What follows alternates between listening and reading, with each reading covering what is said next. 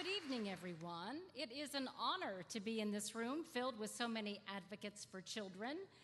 This is a who's who of men and women who have dedicated years to improving the lives of young children across our community. And I have to share my story since Jane shared hers. When I had my first child 25 years ago, it was my first baby. You know how nervous you are about going back to work. I just couldn't find a sitter that I thought was qualified enough to take care for my child. And so we had my mother-in-law come and move in with us. So you know, people, I was desperate. But I did a story on Action for Children, and I believe Diane Bennett was there at the time. And I thought, well, this is a pretty good group. And through them, I found my first babysitter for my son. And then 9 months later, I was pregnant again. And by the time the second one comes along, you know, it's whatever. She'll be fine. But it really was a great organization, and they also put me on the road to being comfortable to going back to work.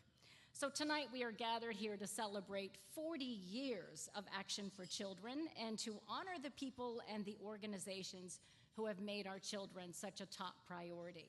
Diane Bennett made it clear that tonight is about two things. First of all, it's about all of you, your commitment, your enthusiasm, your unwavering support for children. Without you, there would be no advancements in child care, there would be no help for families, and there would be no Action for Children. Secondly, it's all about the children.